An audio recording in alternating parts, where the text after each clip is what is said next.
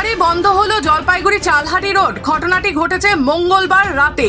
বিদ্যুৎহীন অবস্থায় রয়েছে গোটা এলাকা। পরিস্থিতি সামলাতে ঘটনাস্থলে খড়িয়া অঞ্চলে প্রধান ও উপপ্রধান খোঁজ খবর নিতে উপস্থিত কোতোয়ালি থানার পুলিশ।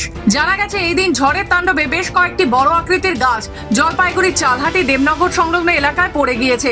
কাজ করে বিদ্যুতের তার ছিঁড়ে পড়ার কারণে বিদ্যুৎহীন অবস্থায় রয়েছে এই এলাকার বাসিন্দারা। রাস্তায় চলাচল একেবারেই বন্ধ হয়ে গেছে। যদিও ইতিমধ্যে বন দপ্তরের কর্মীরা এসে গাছ কাটার কাজে হাত লাগায়, তবে মানুষের কোনো ক্ষয়ক্ষতির খবর এখনো পর্যন্ত পাওয়া যায়নি। এরপর বিদ্যুৎ দপ্তরের কর্মীরা বিদ্যুৎ মেরামতের কাজে লেগে যায়। পুরো ঘটনার বিবরণ দেন খড়িয়া অঞ্চলের উপপ্রধান। গতকাল রাত্রি 12টা 25 নাগাদ জানতে পারি যে এই দেবনগর বারোয়ারি কালী মন্দিরের সামনে মেন রোডে গাছের ডাল পড়ে কৃষ্ণচূড়া গাছের ডাল পড়ে টোটাল রোড বন্ধ হয়ে আছে। ইলেকট্রিসিটির ট্রান্সফরমারটা শুধু ফুটে ভেঙে উল্টে পড়ে আছে।